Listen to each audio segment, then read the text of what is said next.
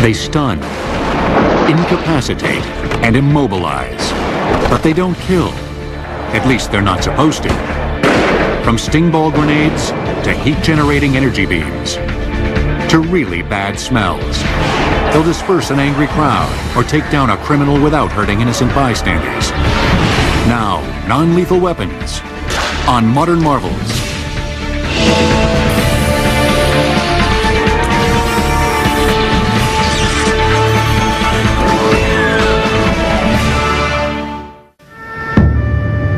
On October 23, 2002, 50 Chechen terrorists burst into a Moscow theater and seized 800 hostages.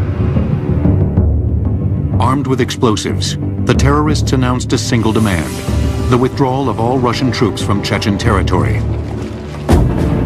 After days of fruitless negotiation, Russian President Vladimir Putin gave the order for special forces to reclaim the theater by storm. The decision was also made to use what most Western analysts think was fentanyl, an opiate non-lethal gas, in conjunction with the assault. The objective being to render the Chechen rebels incapable of resistance while the hostages were rescued. The tactic worked.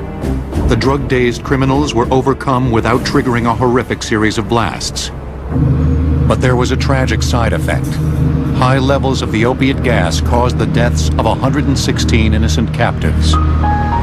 Sometimes when you're in war or you're involved in situations such as that the Russians confronted, there are no good choices. Then you need to look at what options you do have available, go through the choices of use of lethal force, what your non-lethal options are, and again select that is the best given the alternatives, but it may not be a good one. While the loss of innocent life in the Moscow episode was extraordinary, the dilemma that confronted the police and military forces involved was not. Police and peacekeeping troops are often faced with the problem of having to apprehend criminals without hurting the innocent, both in hostage situations and when combating rioters. An increasingly viable option in these situations is a growing arsenal of devices that can subdue without causing death.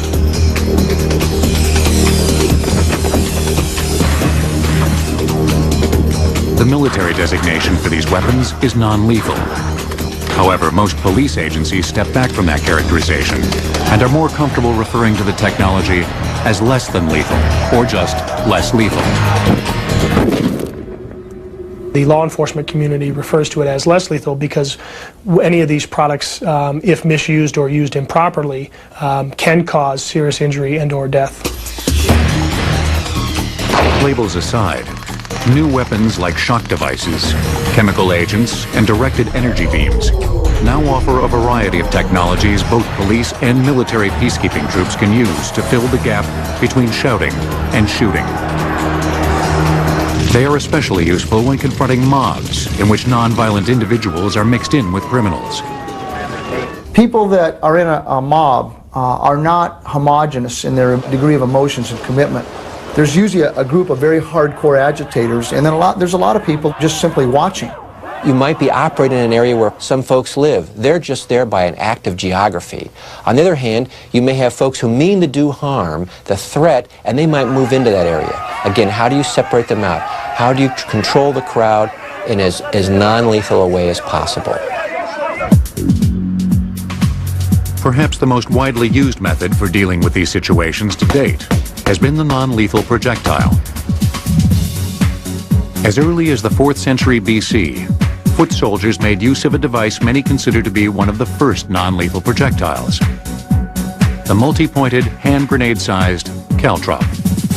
Caltrop was nothing more than several pieces of metal welded together in a form of a triangle that could be thrown out so that the enemy cavalry couldn't close with you, because a horse's hoof is very, very soft.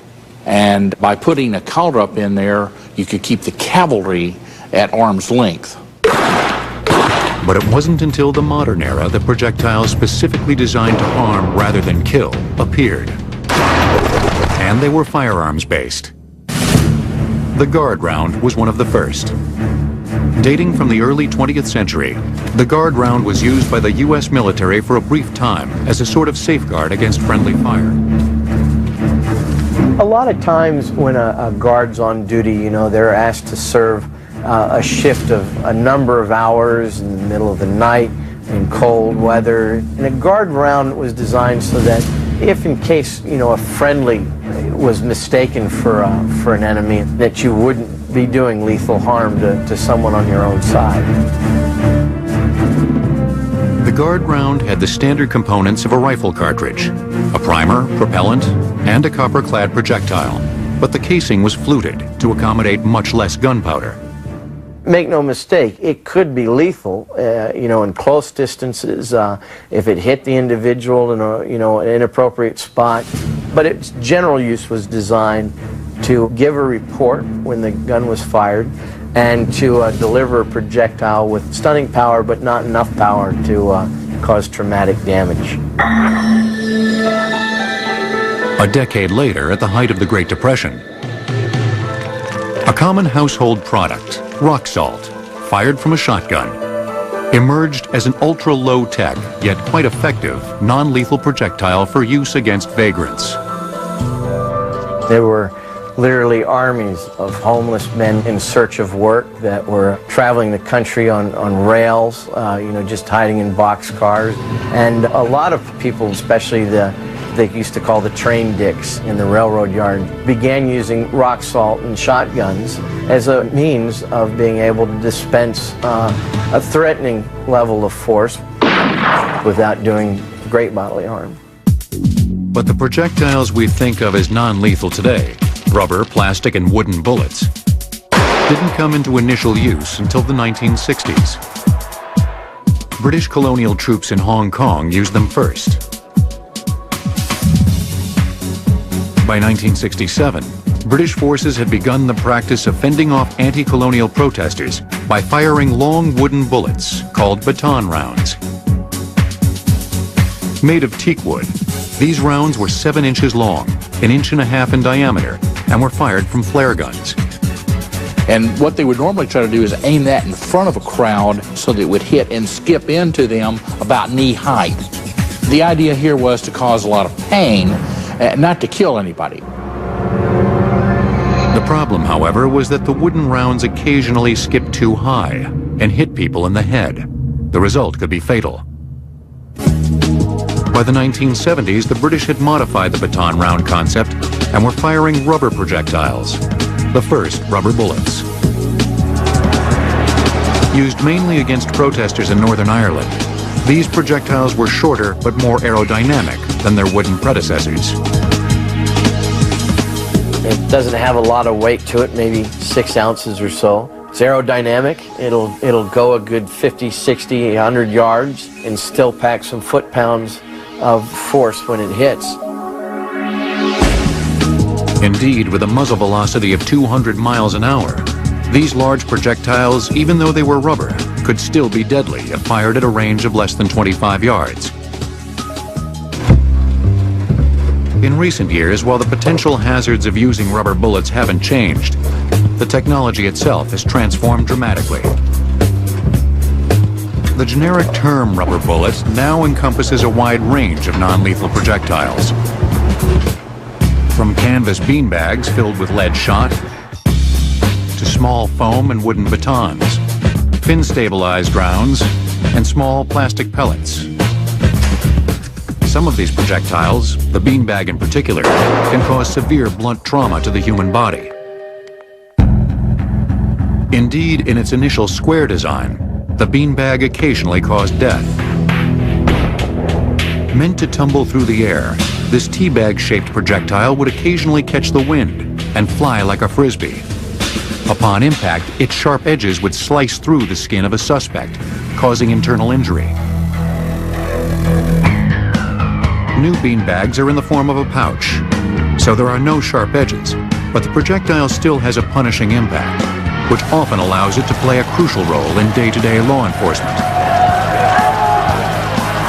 An unarmed suspect, for instance, is very difficult to justify the use of a beanbag. But an armed suspect, and I'll just give you 2 examples, knives and clubs, very, very common weapons that we encounter every day, both of which are lethal if you get hit with one of those.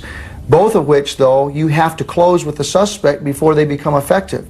To the degree that these things allow us to intervene without closing with the suspect, they're very, very appealing. Still, the beanbag's minimum safe distance is 25 feet. An alternative projectile that's safe at ranges as short as 5 feet is a 40mm sponge-tipped round called the Exact Impact. Originally developed by the military for use in peacekeeping operations, the sponge round has undergone extensive trials. Like this test on soft ballistic clay to measure the round's effects on a human body.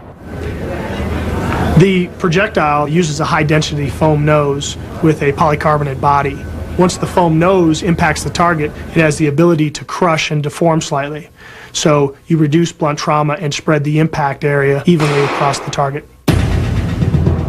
Defense Technology Federal Laboratories in Wyoming licensed the concept from the military and now produces the sponge round for use in law enforcement. And what we do is we take their projectile that was designed and we incorporate it with our smokeless propulsion system. The core of that propulsion system is a blank .38 caliber pistol round, much like the blank rounds used in starter guns. Using a pistol cartridge rather than loose gunpowder in the base of the sponge round allows for tighter control over the projectile's performance. So we're able, from a quality control standpoint, to regulate the velocity of the projectile when it strikes a human target within probably about 5 to 10 feet per second. While beanbags, plastic pellets, and sponge rounds have seen widespread use, not all non-lethal projectiles are propelled by firearms. Some reach their targets through other means, and a few deliver overwhelming force.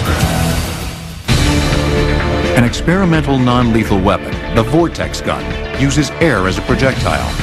It fires a donut-shaped shockwave with enough power to knock people off their feet. Non-lethal weapons will return on Modern Marvels.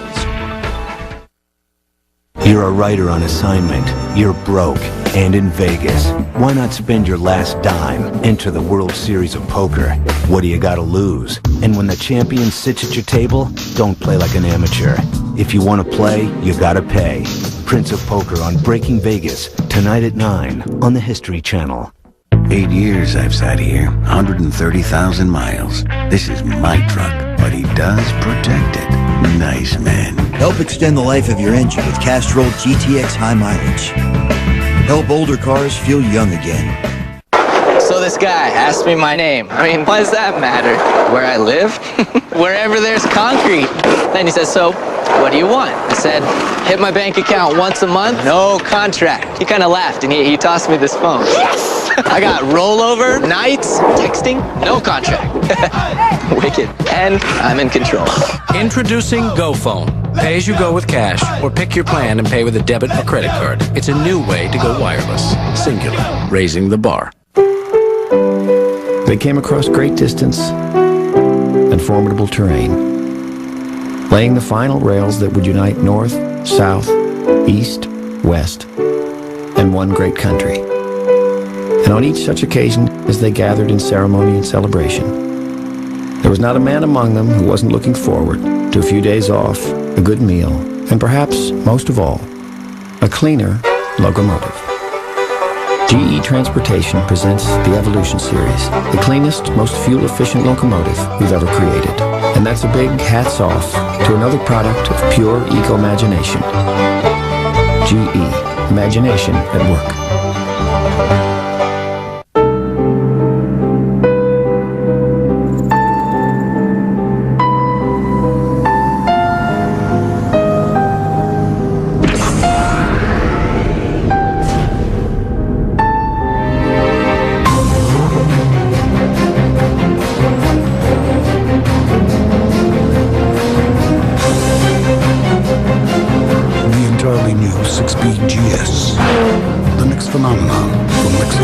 Please stay tuned for the following public announcement. The government and private banks are liquidating foreclosed homes now. These homes must be sold. Properties may be sold for low or no down payment. For current foreclosure listings, call this toll-free number now. I repeat, this is a public announcement. Government and private bank foreclosures are currently being liquidated. Call toll-free now for the most current foreclosure listings. No one ever woke up one morning and said, I just want to be an ordinary musician, or an ordinary tennis player, or writer, or runner. No one ever said, I just want to be an ordinary coach, or even an ordinary scientist. So why the heck would anyone ever say, I just want to be an ordinary investor? At E-Trade Financial, we keep challenging the ordinary to help investors be extraordinary. What's crazy? Is it defying gravity over 50 cars? How about jumping 13 8-foot Mack trucks? Still not crazy enough. How about this? Matthew McConaughey hosts Absolute Evil, the Evel Knievel story, Monday night at 8 on the History Channel. We now return to non-lethal weapons on Modern Marvels. The concept isn't exactly new. In fact, the technology's been around since the 1950s. But the water cannon has always worked as well or better than any other crowd-dispersing weapon that's ever been devised. And versions of it, like this Rhino crowd control vehicle, are still in use today. The Rhino has a water tank of approximately 2,000 gallons, and basically it shoots out in continuous or pulsing mode, the water cannon itself, at 100 to 250 psi, at 150 to 250 GPM, gallon per minute, and the outreach can go as high as 250 feet. At a pressure of 200 pounds per square inch, a water cannon jet can bruise a person's skin. But typically, the jet simply causes a rioter to turn away before any damage takes place. The Rhino's water cannon is multi-directional, and it's controlled remotely from a panel within the vehicle's protected interior. It's state-of-the-art technology, yet it's merely the latest version of a concept born in New York Harbor decades ago. Water cannons were originally on fireboats and were used to put out fires on ships. Occasionally, they'd knock sailors off their feet. This happened repeatedly, and eventually somebody said, look, this is a great idea. Why don't we create a vehicle that does this thing on a long-term basis in other situations?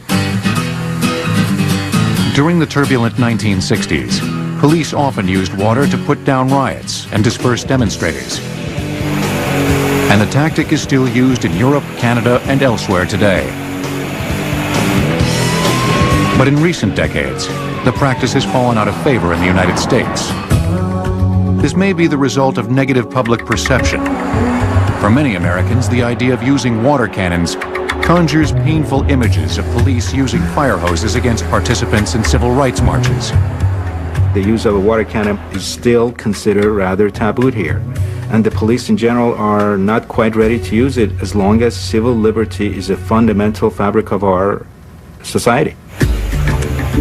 As a result, crowd control vehicles like the Rhino are sold primarily overseas. Most countries in South America, Africa, Middle East, as well as in China, Indonesia, and many others in the Far East do have these vehicles, and they do use them.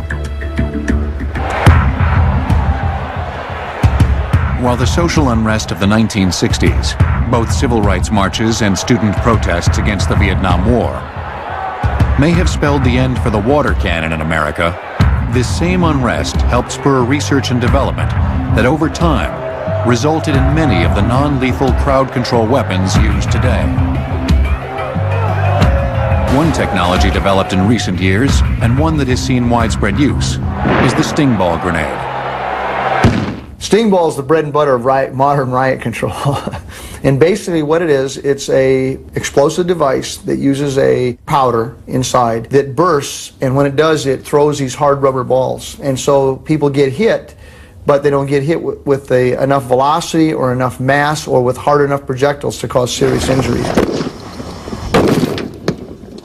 Sting ball grenades are especially useful during riots in which violent agitators are hiding behind crowds of innocents. A lot of the agitators are throwing rocks and bottles at us or other people from behind other things, cars, vehicles, and most often other people, which means that we don't have the ability of isolating this group and leaving the people in between us alone. In these cases, sting ball grenades are ideal. Police can lob them over the heads of the crowd and target agitators directly.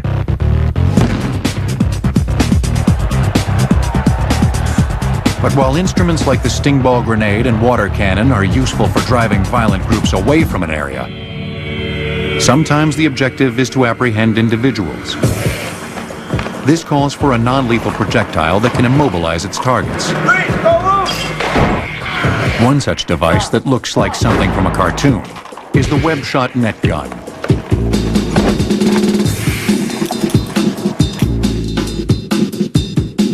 Borrowing a concept long used in non-lethal animal control, the net gun is fired from the shoulder and propels multiple weights that pull with them a section of netting 10 feet wide.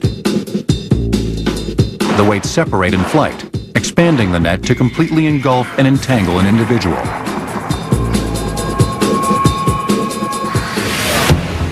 But a more common incapacitating device carried by police is the taser. The taser looks and shoots like a pistol, but rather than using blunt impact projectiles to disable suspects, it uses electricity. And as this volunteer in a police training course can attest, it's extremely effective. The taser fires two metal darts, which remain connected to the weapon by electrical wires. When the two darts touch, they have a probe on them, or a little barb, that penetrates the skin, and then as soon as they do that, it sends an electrical shock. The shock, which initially lasts 5 seconds and can be repeated with an additional trigger pull, interferes with the brain's ability to send correct impulses to the muscles. Most suspects shot by a taser fall down immediately. And since the taser can incapacitate without discharging loose projectiles, it may soon become standard equipment in the cockpits of commercial airliners. As a safeguard against hijackings, the Department of Transportation is considering allowing airline pilots to arm themselves with tasers while in flight. Rubber bullets, sting ball grenades, electrical shockers. They'll all get the job done. But in the realm of non-lethal weapons, subduing a violent individual or dispersing a crowd doesn't always require the force of projectiles. Sometimes, a really bad smell is force enough. The latest law enforcement taser model has an onboard memory that records the time and date of each firing. This helps agencies track usage patterns and prevent abuse. Non-lethal weapons will return on Modern Marvels. NASCAR has its roots in Prohibition. Guys raced for bragging rights, but made their living outrunning the feds. There were more hot rods hauling unpacked liquor. Hey, shot me, then you could shake a stick at. Moonshine Cars on Automaniac with Bill Goldberg. Tomorrow at 10 on the History Channel.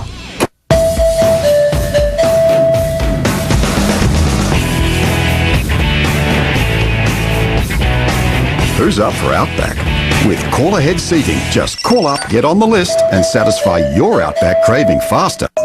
Measles is a game you play and then you sing a song. Mumps are something that camels have. Some have 2 months and some have 1. Chickenpox is a park where chickens have fun. Most kids today don't have a clue about diseases adults remember, thanks to Merck scientists. We've invested billions to research heart disease and asthma. Now we're trying to make Alzheimer's, diabetes, and cancer history too. Merck, where patients come first. There's nothing like the exhilaration of finding the love of your life. Hard to describe, but it's beautiful. Are we really this much in love with each other, or are we just crazy? She completely sees me for who I am. And our cheeks hurt every time we talk. We smile a lot. You deserve to be deeply loved for who you are, and at eHarmony it's possible. It begins with our comprehensive personality profile, a $40 value, yours free. It's never too early to be happy for the rest of your life. eHarmony.com. Log on today. Hey, looks like you got that Ranger fully loaded. Almost. Man, you got that F-150 all tricked out. Not quite. You got everything on that tough Ford Super Duty. Just about. Now I do. Get any Built Ford Tough truck and choose a premium gift package from the Home Depot at no extra charge. America's #1 selling truck line just got better. Bring it home. Ford. Built Ford Tough. Sensitive teeth? Before, you only had toothpastes. Now, Orajel introduces advanced tooth desensitizer. Only Orajel is FDA cleared to relieve sensitivity at home in just 1 day. Last up to a month. Orajel. Swab it on, sensitivity gone. One day you wake up and find a few hairs on your pillow. Next day, they're dribbling your head down the court. Get V for Men Thickening Shampoo for up to 50% thicker looking hair for better scalp coverage. V for Men by L'Oreal Paris. I'm having work done, and I'm so excited. Let Olay Regenerist do the work. It continuously renews skin's appearance at the cellular level for lasting results. Olay Regenerist. Work done. With our valve, there is water. And where there's water, there's life. With our mask, there's air to breathe. And where there's air, there's a rescue. With our syringe, there's a safe injection. And with that, there's hope for a cure. At Tyco, we make thousands of products that aren't simply important. They're vital. Tyco, a vital part of your world.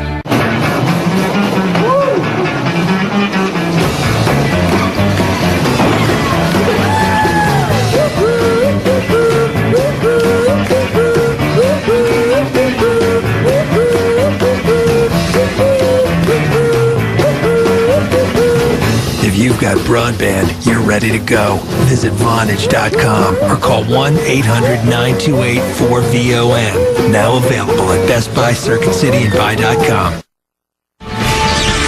We now return to non-lethal weapons on Modern Marvels. We all know these are non-lethal weapons. But what about this? A simple smell. You want to have a seat here. And as you can see, there's a computer screen in front of you. That's what you're going to use to make your responses about how intense you think the odor is and whether you like it or whether it's irritating. Pam Dalton of the Monell Chemical Senses Center in Philadelphia is preparing to administer an odor research test. She's been asked by the Department of Defense to conduct some exploratory research on malodors, bad smells. Her task in recent months has been to find odors that could be repulsive to anyone, independent of experience or cultural background. That's really bad. That which is produced biologically is more likely to be universal. So we concentrated on many of the smelly effluents from the human body. Vomit, underarm sweat, foot sweat, feces, you name it. We had all of them. Some of the resulting concoctions include flavors like bathroom malodor stock, burned hair, and stench soup. There is, as it turns out, some historical precedent for the use of malodors as non-lethal weapons. Back in World War II, there was an attempt to make a very smelly concoction called Who Me. This was initially intended to be sent to the resistance in France, and they would then spray it upon the German officers that were occupying Paris at the time, and I presume to either mark them, because these odors can be persistent and will stay on your clothes for some time, or to just embarrass them. But I don't have any evidence that it actually was successful in being implemented in the way that it had been originally intended. Since part of her mandate is to find odors that are universally offensive, Dalton has traveled extensively to conduct cross-cultural testing of all types of smells. Rotting fish, all right. The Japanese tend to be much more fond of odors that come from fish that are a little off or a little old, let's say, a little fermented, and the Germans don't like that at all.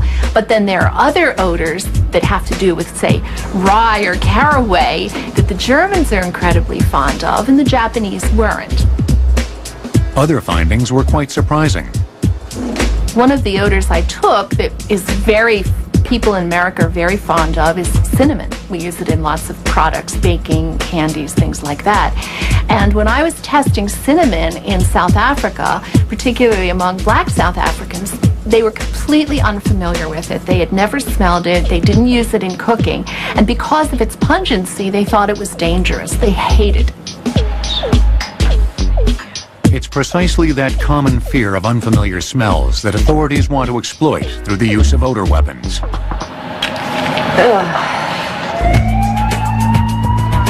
One potential use of a strange odor, some feel, could be as a means of clearing a public building during a bomb threat. You can look through the press every day. Somewhere in this country, someone is evacuating a building because one person smells something, and all of a sudden there's a mass panic and people start to leave because they think potentially there's a dangerous gas involved. Releasing a chemical odor into the air conditioning system of an international airport, for instance, could be a non-language specific signal to vacate. Another potential use of odors, repulsive odors in this case, could be as a means of denying areas to rioters. Keeping looters out of buildings during the Los Angeles riots of 1992 was a challenge for police. We had the ability of taking some of these buildings back, but we didn't have the ability of holding them. And there was a natural reluctance of risking our troops to take buildings back that then we were going to surrender to the rioters in a few minutes anyway. This malodorant could go in there, and I'll tell you, only the most determined agitator would even consider going in to loot that place, because you have to want the stuff out of that building really bad. And we may have ruined the merchandise, but we would have saved the structure, and we lost a lot of the structures. While serious research into the field of malodorous chemicals may be new, the idea of using other types of less than lethal chemicals against an adversary is virtually as old as warfare itself. The Chinese were known to take red pepper and grind it up and throw it in the face of their enemies. You could also make use of smoke by burning grasses. Certain grasses, when you burn them, give off really noxious fumes. The problem with that, of course, was you had to be real careful, because if the wind was in the wrong way, you really had no protection against your own weapon, and you could end up blinding yourself rather than blinding the enemy. So these things worked, but they didn't work real well. Today, while they're no longer used in warfare, some non-lethal chemicals have found a home in law enforcement. The substance used most commonly by police throughout much of the 20th century was tear gas.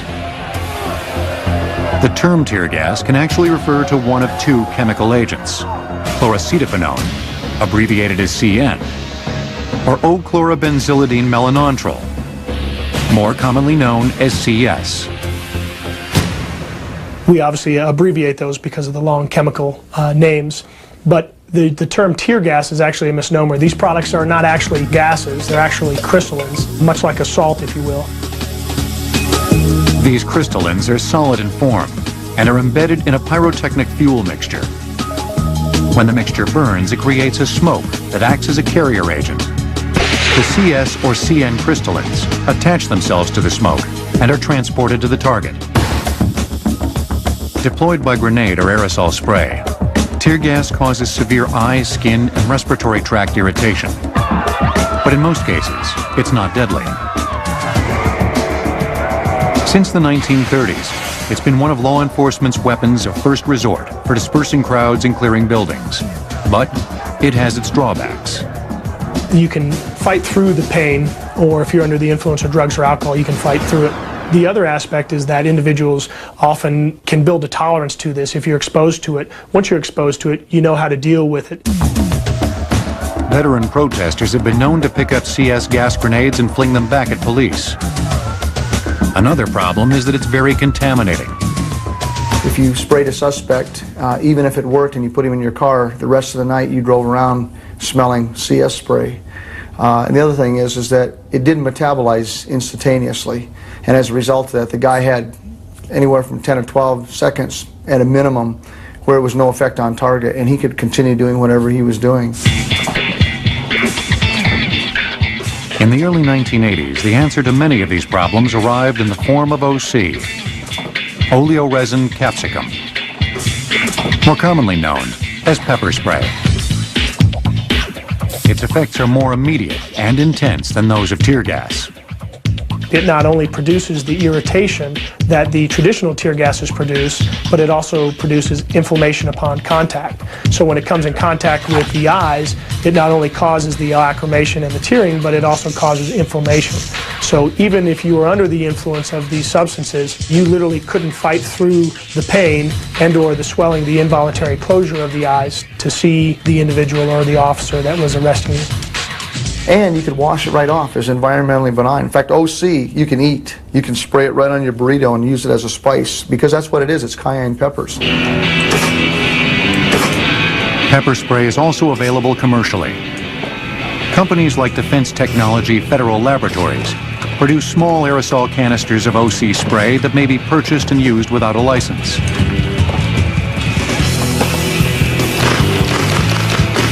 Recently, a company in San Diego, Pepperball Technologies, introduced an effective way to deliver a dose of OC both to individuals and large crowds. Fired from a supercharged paintball gun, the Pepperball is a hard but breakable plastic sphere packed with 3 grams of OC powder. When the round hits the subject and breaks, it explodes that cloud of powder into the air in about a 2-foot diameter that gets in the face and the eyes of the suspect and acts basically as if they were just sprayed with an officer's pepper spray canister. And the Pepperball packs a serious wallop. When you get struck by this, it's much like getting slapped very hard in the face. It's a real severe stinging sensation. In a lot of cases, it takes the brain about a second to a second and a half to actually register the pain. So you can put multiple hits on a subject and have, before his brain has a chance to react to that. But once it does, the body basically says, that hurts and I'm going to stop what I'm doing. In riot scenarios, officers armed with pepperball guns can either pinpoint agitators with single rounds or fire multiple balls at the ground to produce an OC cloud. The technology recently proved its effectiveness against an unruly crowd at the Salt Lake City Winter Olympics. There were a crowd of over 2,000 the last night of the Olympics, and Pepperball, with just about 6 launchers deployed, was able to move that crowd 8 to 12 blocks and break them apart in about 10 to 15 minutes. The interesting thing, though, is that despite the high profile of these types of events in the riot control, we found that about 95% of our deployments are actually in one-on-one situations, preventing suicide by cop situations, mentally disturbed people who are causing trouble or maybe wielding a weapon, and being able to bring them into compliance or stopping domestic violence.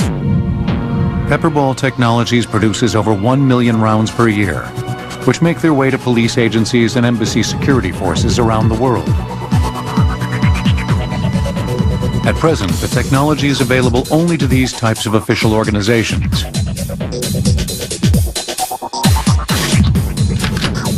While chemical weapons such as pepperball and OC spray force a criminal into submission by attacking his respiratory system, Hey, hammer! another group of non-lethal devices can thwart a wrongdoer by overwhelming the senses. The military is developing gel-based anti-traction materials, non-lethal weapons so slippery it's impossible to drive or walk on them. Non-lethal weapons will return on Modern Marvels. It is a land of mystery and superstition, of famous finds and chance discoveries. Join us as we rediscover the treasures of this magic land. The Search for Eternal Egypt, Sunday night at 7 on the History Channel. Now, we all know I'm the best, but you may not use me as much as you should. That's why I want you to meet my buddy here, the new IntelliClean system from Sonicare. And Crest, he combines this special Crest paste with Sonicare technology, liquefies it, then drives it deep between teeth and into hard-to-reach places for a clean that's one step closer to, you know, the new IntelliClean system, one step closer to daily flossing. I'm proud to be part of the #1 car company on the planet. I'm proud we have the #1 plant. The #2 plant. And the #3 plant in initial quality, according to J.D. Power and Associates. We're so proud. We want to share something we've never shared before. For the first time in history, Everyone in America gets the GM employee discount. It's a great price. You pay what we pay. Not a cent more. The GM employee discount. For everyone. A rainforest, the ultimate torture test for your deck. Thompson's Water Seal Advanced, the ultimate protection. It seals out 99% of the water right from the start. For a longer lasting deck, get the most powerful protection against water damage guaranteed. Thompson's Water Seal Advanced. Hey, how's it going? Nice shirt. Listen, the bean dip's starting to get a little funky. What? Speaking of outdated, are you still watching digital cable? How'd you get in here? DirecTV has 100% digital quality on every channel. Digital cable calls itself digital, but it's not digital on every channel. Okay, I'll get on that. Hey, don't leave me in here with the Mushu pork. Dark and cold. It's time to rethink TV. Sign up now and get over 140 channels for only $29.99 for the first 3 months. Call 1-800-DIRECTV. It's not wood and concrete that build a country. It's dreams and hard work.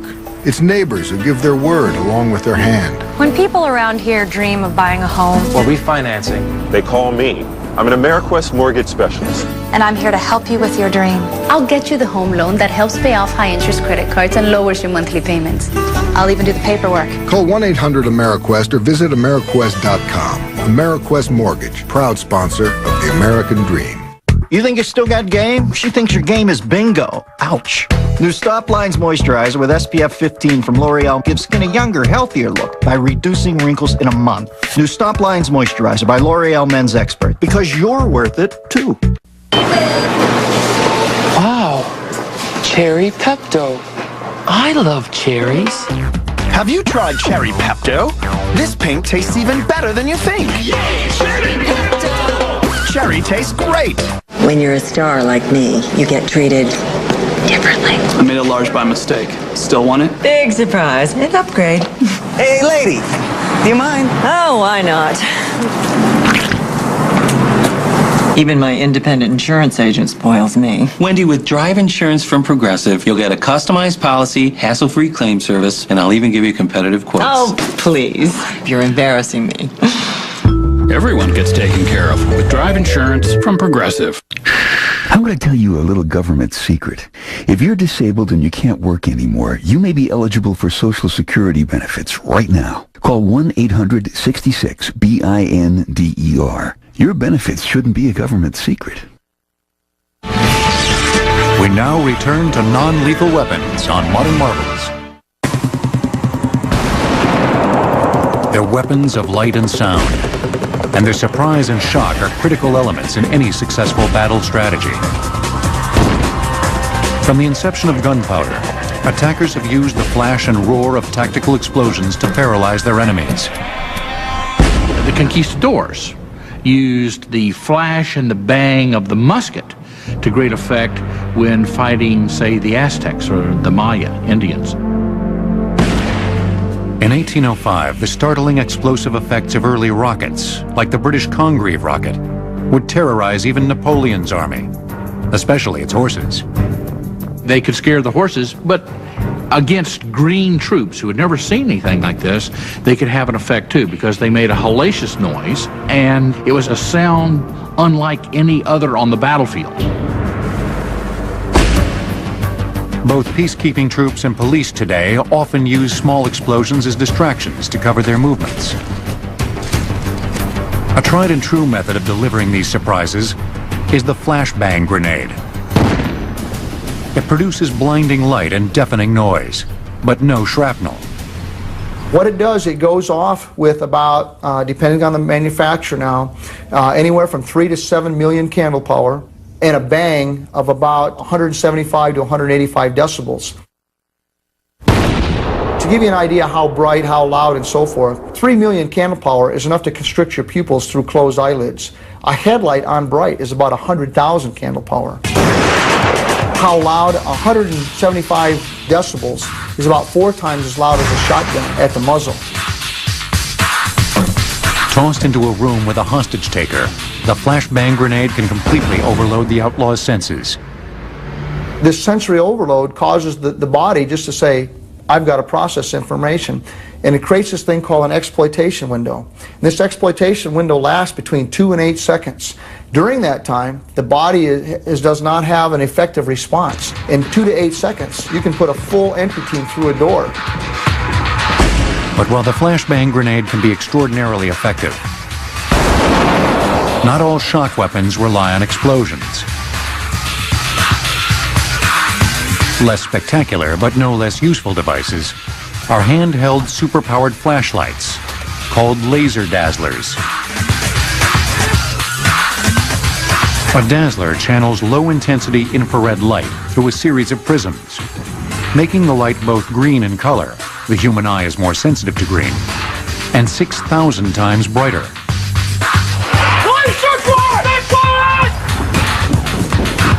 The idea is that it inhibits the suspect's ability to see, and obviously 85% of all the information that you use to relate to your everyday life is through your visual. And because of that, to the degree that we can inhibit an adversary's ability to process information or process it effectively, it inhibits his ability to defy our will.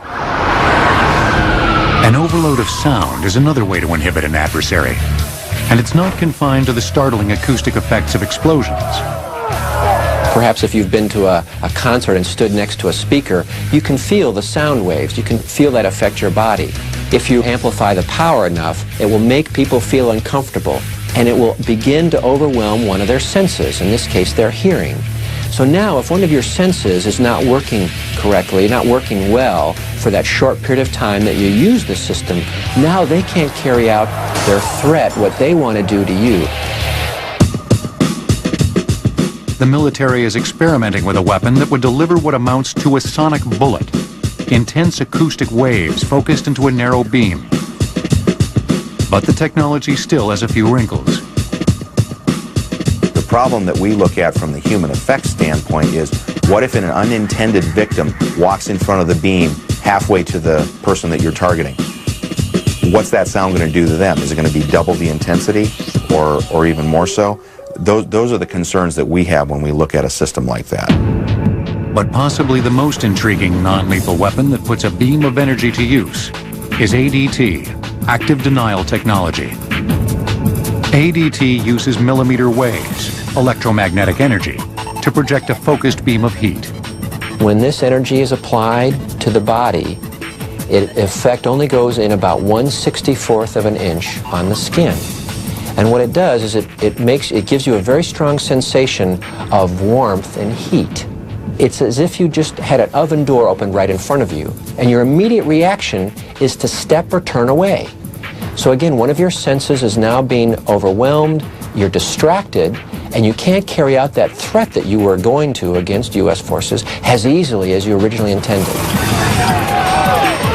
While it will typically be vehicle-mounted for use against crowds, ADT might also be installed in permanent locations to protect areas or buildings against intruders. You could set up a beam right adjacent to a perimeter fence, such that for someone to come in and try and cut through the fence, they'd have to stand in the beam. And from what we've seen through the volunteer test subjects, you don't want to stand in that beam for more than a second and a half or so. Weapons that overwhelm a person's senses may be quite effective against adversaries on foot. But when the troublemakers climb into vehicles, authorities must draw on still another area of the non-lethal arsenal: weapons that disable machines and equipment. The use of sound as a weapon occurs even in nature.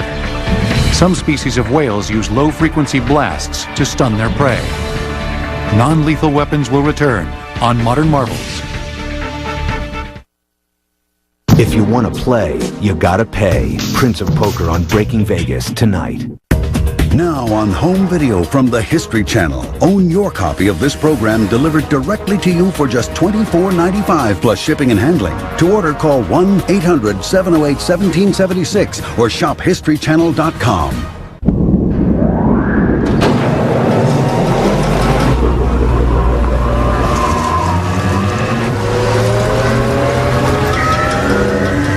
At Lexus, we developed an air purification system that uses ultraviolet technology and micron filters to help eliminate any odors and airborne irritants from the cabin, even pollen.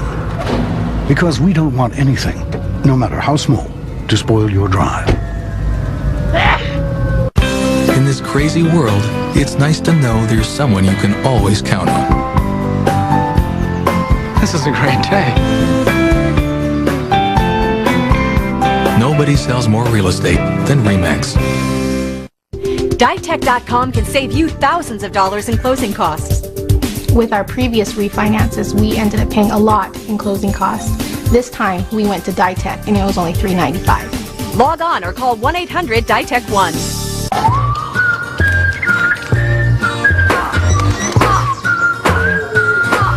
Mother Nature can be harsh on your car. That's why there's Rain-X. From windshield treatment to wax, everything you need to weatherproof your vehicle.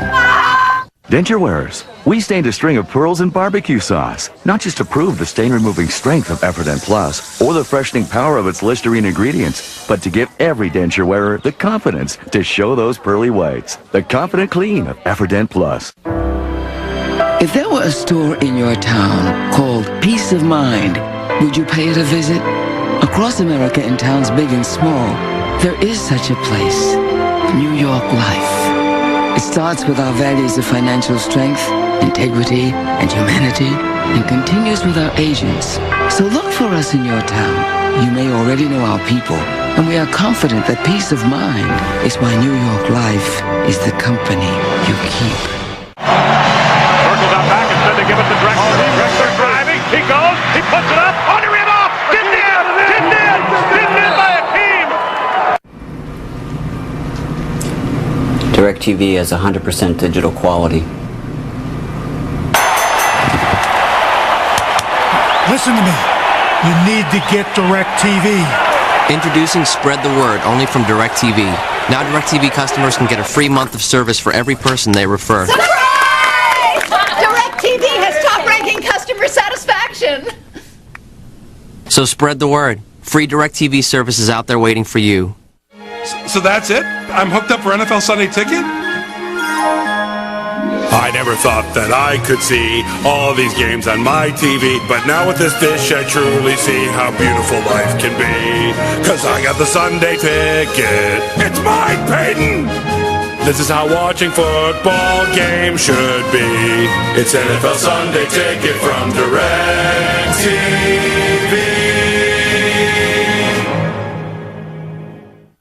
If you want to play, you gotta pay. Prince of Poker on Breaking Vegas tonight. We now return to non-lethal weapons on Modern Marvels. The laser. An intense and highly concentrated beam of light. And for some uses, quite possibly, the ultimate non-lethal weapon. While lasers have existed since the 1960s, only in recent years has the technology matured to the point of practical use. And military non-lethal weapons developers want to harness that technology for use in something called mission kill. It's a term strategists use to describe disabling an enemy's control systems and weapons machinery. If you render the enemy's machinery inoperable, you kill his mission without necessarily having to kill him. In some cases, you just want to immobilize a unit, or you want to immobilize their equipment, or just prevent it from working as effectively for a limited period of time. The goal is not always to destroy something. The laser, many feel, might be the perfect instrument for this approach. A laser, one actually capable of destruction, would allow for a very precise application of force. For example, if you found a rocket launcher, and with a laser, potentially, if you could just shoot the wings off of it so it can't fly. You don't have to now drop a 2,000-pound bomb to destroy the whole vehicle and the whole rocket launcher with all that collateral damage. If you can just precisely damage the right piece of that vehicle or that rocket, you've achieved the same thing.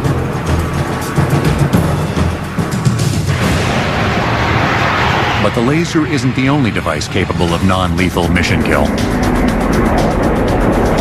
Another high-tech weapon being developed for this purpose is the electromagnetic pulse munition. Designed to be delivered by cruise missiles like the Navy's Tomahawk, this bomb releases an intensely powerful surge of electromagnetic energy.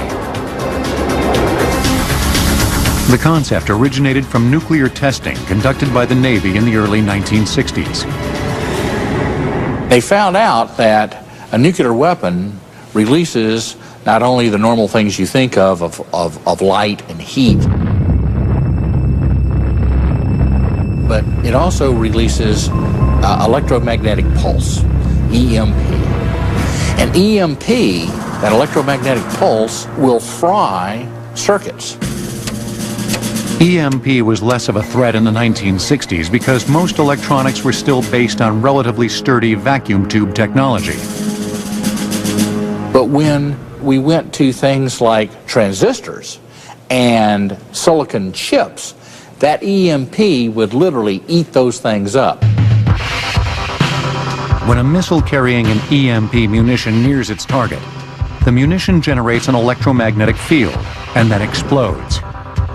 The energy of the explosion then transfers to the electromagnetic field, increasing its size and power. A lot of military equipment has chips, and because it has these chips in it, you get a big pulse of electromagnetic energy into them.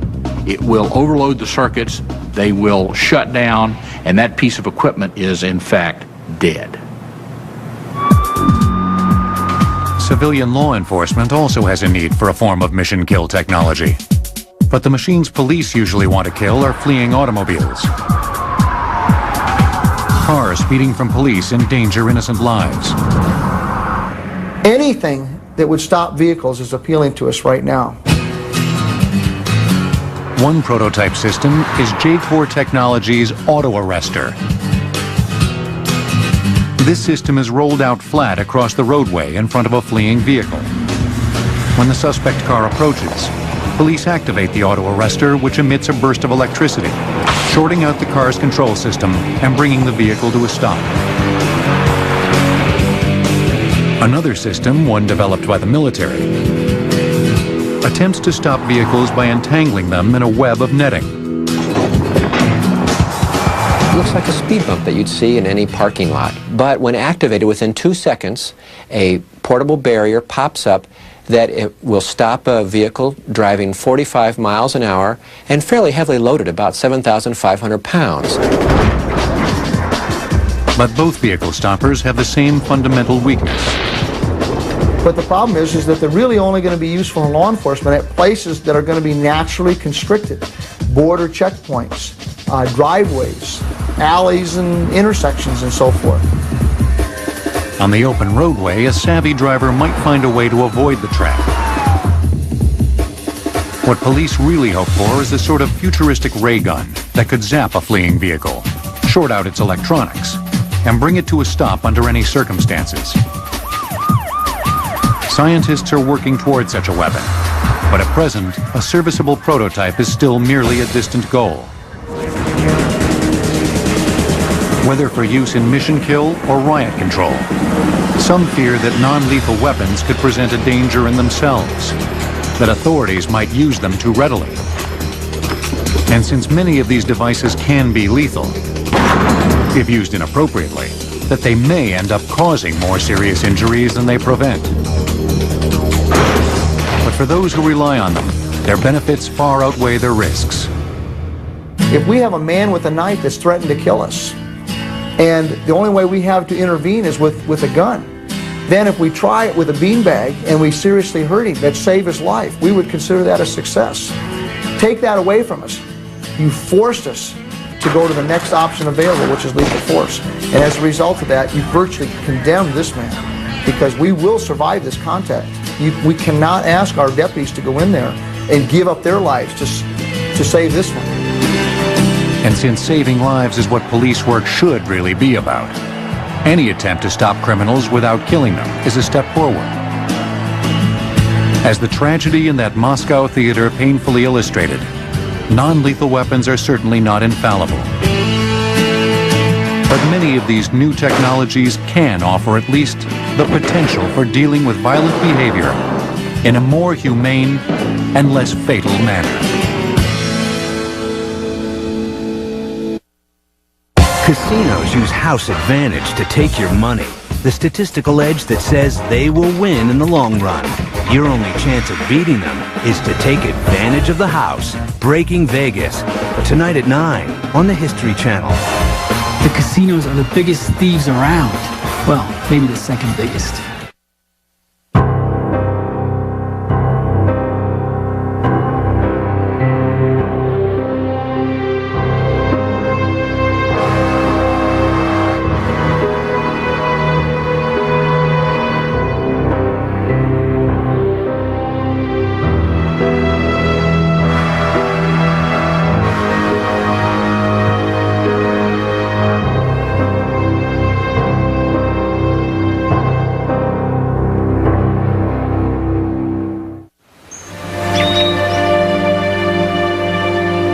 Time has healed the savage scars inflicted on this land during the Second World War. But the village that once stood here is gone forever. The cross now marks the spot where the people of Lidice once lived. Today, a few ruins are the only remains of the small, quiet hamlet near Prague in the Czech Republic. The outline of the school's foundation, a portion of a farmhouse wall. A museum tells visitors this tragic story of Lidice, displaying the faces of the many lives cut short one faithful day. A long row of gravestones marks their final resting place. A monument immortalizes the shattered lives of the children.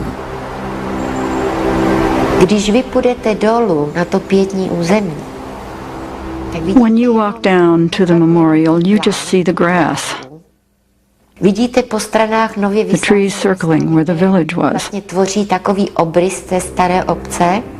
But when I walk down, I see very clearly where the homes were along the road, where we played as children. Those are life memories that will stay inside me forever. For centuries, the people of Lidice worked the fields and mines surrounding the peaceful hamlet. Even while under Nazi occupation during World War II, life remained fairly normal for Lidice's 495 inhabitants until 1942. On June 9th, SS troops suddenly descended on the unarmed civilians. The next morning, they put all of the village's men against a farmhouse wall and executed them. The women and all but 8 of the